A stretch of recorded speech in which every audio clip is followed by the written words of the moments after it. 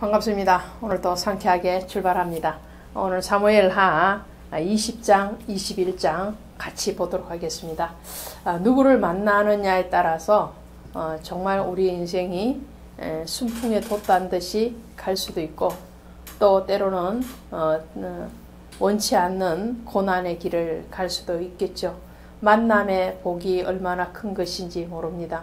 오늘 다윗이 그가 인생을 살아가면서 많은 사람을 만납니다. 저와 여러분도 많은 만남을 가지고 있죠. 이 만남 가운데서 정말 은혜의 만남, 생명의 만남이 되어야 될 텐데, 바이블 스토리 산책을 애청해 주시는 모든 동역자님들, 여러분들의 만남이 축복의 만남, 은혜의 만남, 생명의 만남이 되기를 간절히 바랍니다. 바이블 스토리 산책에 정말 생명의 언어, 진리의 그 말씀의 통로가 되기를 원하고, 주님과 정말 힐링하는 말씀을 사이에 두고 산책을 하는 그런 오솔길을 걷는 것과 같은, 때로는 잔잔한 시내를 바라보는 것과 같은 그런 시간이 되기를 간절히 원합니다. 오늘 다윗이 만나는 사람 중에 오늘 세바라는 사람이 나오죠. 20절에 보니까 마침 거기에 불량배 하나가 있으니 그의 이름은 세바인데 베냐민 사람 비그리의 아들이었더라.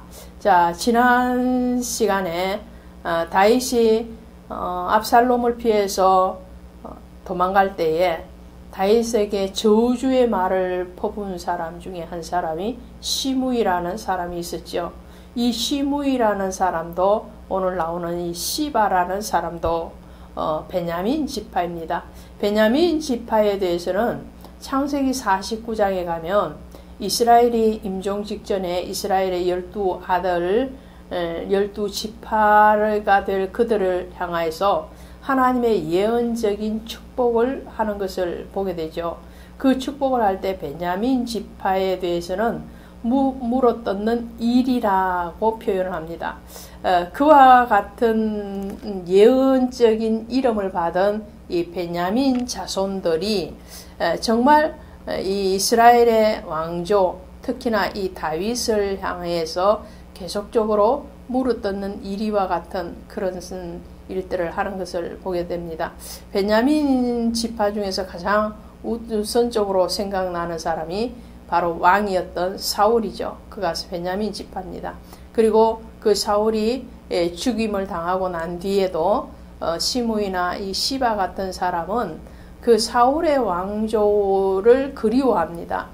그리고 몰락한 왕가의 집안으로서 다윗을 대적하는 그 무리에 서는 것을 보게 되죠.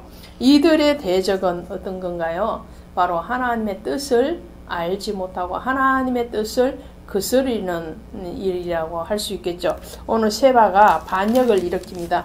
그러나 이 반역이 성공할 리는 없죠. 왜 그렇습니까? 하나님의 예정과 하나님의 기업 가운데는 당연히 유다 지파요, 그 유다 지파를 통해서 일할 다윗에게 있기 때문에 그렇습니다. 그 다윗 언약을 통해서 하나님은 다윗과 그의 후손들에게 왕권에 대해서 허락하고 계시고, 그 왕권은 오실 예수 그리스도까지 가게끔 되어 있기 때문에 그렇습니다. 그리고 20장에 보면 다윗의 관리들, 다윗의 용사들에 대해서 쭉 얘기합니다. 그러면서 21장에 가면 이제 다윗이 또 한 무리를 만나게 되는데, 누구냐니까 기브온의 사람들입니다. 자, 21절에 보니까 다윗의 시대에 해를 거듭하여 3년 기근이 있으므로 다윗이 여호와 앞에 간구하며 여호와께서 이들에게 이르시되 사울과 피를 흘린 그의 집으로 말미암음이니 그가 기브온 사람을 죽였음이니라 하였더라. 자, 이 기브온 족속이 어디에서 나왔는가 하니까요, 여호수아서 9장에 가면 이 기브온 사람들이 자신들의 신분을 속이고 와서 여호수아와 언약을, 조약을 맺게 되죠. 평화의 조약을, 화평의 조약을 맺게 됩니다.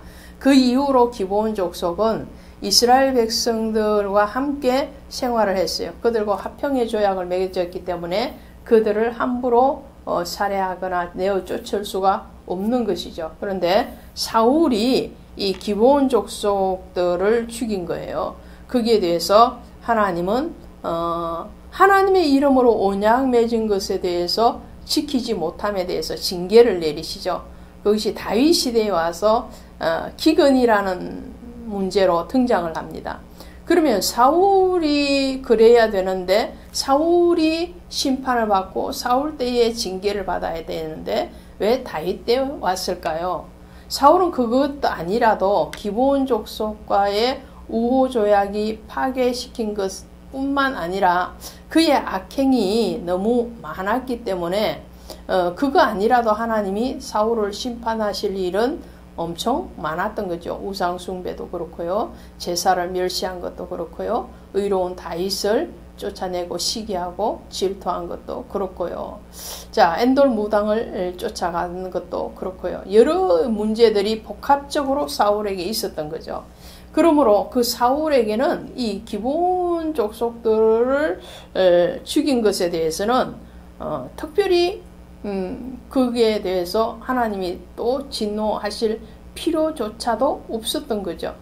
근데 이 다윗의 시대에 오면서 하나님은 이 기브온의 문제를 다시 일으키셔서 다윗으로 하여금 그것을 해결하고 다윗이 다시금 정말 온맵시를 가다듬는 것 같이 자기 영적인 그 자세를 바로 세우는 그런 계기로 만들어 주시는 것을 보게 되죠.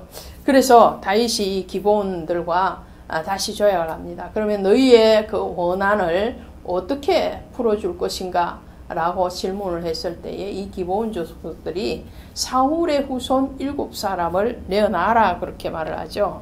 그래서 이 사울의 후손을 내어놓는데요. 이렇게 나와 있습니다. 자, 8절에 보니까 8절이 왕이 이에 아야의 딸 리스바에게서 난 자 곧 사울의 두 아들 알모니와 무보셋과 사울의 딸 메랍에게서 난 자 곧 이렇게 말을 하면서 5 아들을 붙잡아서 그들에게 내어줬고요. 그 5 아들뿐만 9절에 그러니까 그들을 기브온 사람의 손에 넘기니 기브온 사람이 그들을 산 위에서 요 앞에 목매달아 그들 7사람이 동시에 죽으니 죽은 때는 곡식 베는 첫날 곧 보리를 베기 시작한 때더라. 자, 곡식 베기는 첫날 보리를 베는 때였다. 이게 언제 나왔어요? 이 보리 곡식 베는 때에 룻과 나오미가 모압 땅에서 베들레헴으로 돌아왔죠. 자, 기근을 피해서 모압으로 이주했던 그들이 환난과 고난 가운데 있다가 다시 하나님의 약속의 땅 그 베냐민으로 돌아올 때 하나님 기가 막히게도 보리와 밀을 추수할 때에 그들을 돌이켰습니다. 이 보리와 밀을 상징하는 것은 예수 그리스도의 부활이죠. 그래서 이 맥추절 또 초실절 혹은 오순절 같은 절기의 맥락인데요. 이때에 나타내는 것은 우리를 위해서 고난당하시고 죽으셔서 다시 부활하시고 그 열매의 감사를 우리에게 가르치는 절기라고 할 수 있습니다.